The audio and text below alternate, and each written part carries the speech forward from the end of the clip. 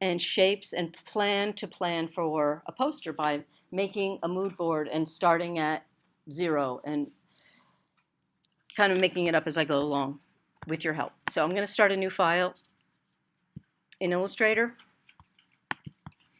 In ScreenFlow, I already am starting a new file. Okay, in Illustrator, Command N for new file, and I will go with a letter size document that is wide, and click Create. And right away, just to keep things simple, I'm going to go to the workspace and reset the workspace. Reset Essentials. It was on Essentials, but I've been working for a while, so I want to put it back to the real default Reset Essentials. And now it is at Essentials. Libraries, I'm actually going to get that out of the way right away and go over here to Color. And I want my color and I want my swatches. And these are ones I want to have out all the time. Color and swatches. Color and swatches. Okay, so if I want to make a custom workspace, this is how I will start that. I can save this workspace under Workspace, New Workspace, and I'll just call this one Color Space. That's my color space. Now going forward, I want to be thinking about, I'm going to have some areas for type, and I'm going to have some areas for design elements. And we'll be talking about this more, but I want to think about grid system, and I'm just going to lay it on you here. I'm going to create a rectangle. And I want to make a grid and talk about designing on the grid. So I've made my rectangle. It doesn't really matter what size it is. And now I'm holding the Shift and the Option key, and I'm making a second rectangle. And then I'm going to go Object Transform again, and now I've made 3. And I'll select all of these, and if you press the Tab key, that'll hide your menus temporarily. Hide and show your menus. And I'm going to squinch this in like that. All right, so now I'll click away and I'll press the Tab key, and now I have an area where I can start seeing what is my grid going to look like. The idea behind designing with the grid, I'm going to go View and go to Rulers, is that there is, according to design theory, sweet spots. And these sweet spots are, if you place, are there and exist when you divide your space up into thirds and fifths and combinations of thirds and fifths. And these sweet spots allow you to put the key points of interest on them and let you essentially build the design around it. So I'm going to copy this set and then again Command T. So everywhere I have these grids, select all, I can just resize them. But that's on a layer. Okay, so I need to put my horizontal grids down. I don't want these actually to be rectangles, just grid marks. So now I put all the grid marks in, and I'll go to the Layers panel. And here at the Layers panel, you can see all I really have here are guides and these rectangles. If I click on a guide, I cannot move it because it is locked. If I select all, I can go delete, and now I just have the guides. So making guides for yourself. If you want to hide and show your guides, under Window,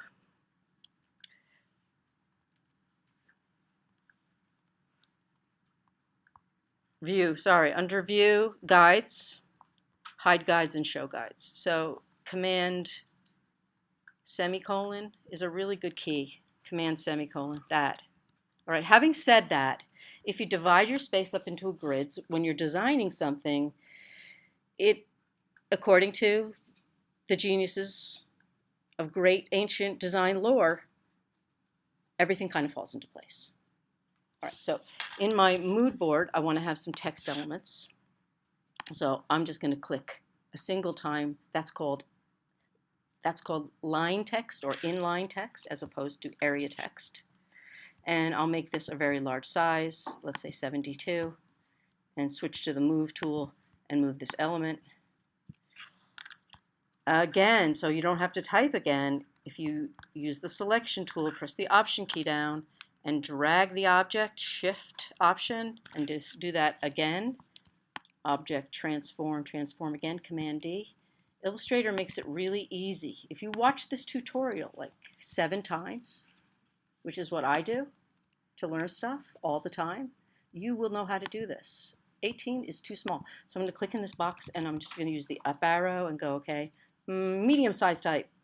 And then over here, I can take a good old guess and just type 14 or 12 or something, 14.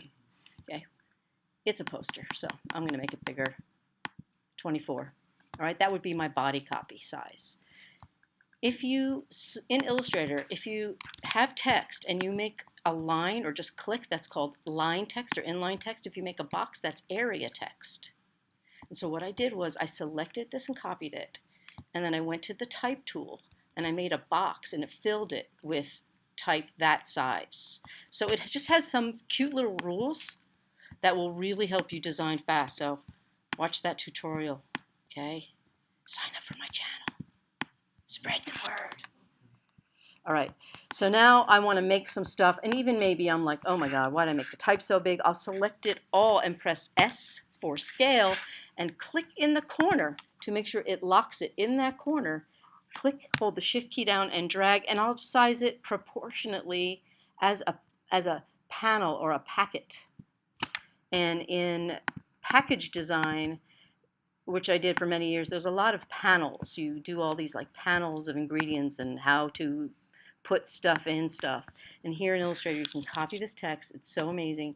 And then here, if I delete this box and I make a bigger box here, didn't make it smaller.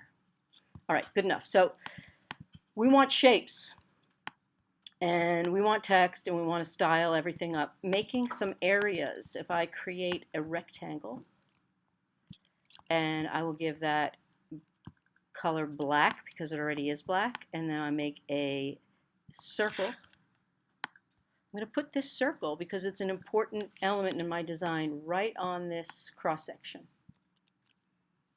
Now you could argue it looks okay there too, but there's just something really right about that. And the other thing, this box, this black box, let's change this color to blue, okay? It's in proximity of 2/3. If I bring it over a little more and I make this smaller, okay, you know, it starts to feel like it has some natural balance. So these are laws of design that we're talking about. Rule of thirds. Rule of thirds is a big one. And this also includes right here the Fibonacci circle. Like, how are you putting the elements to carry the eye around the page? Right, so down here I'm going to make 3 rectangles. 1. And then Option drag and sort of center that guy with the Shift key, Option Shift drag, and then Command D, move this over.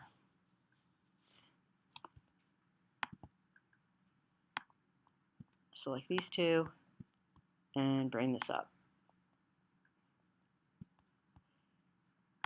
Bring that over.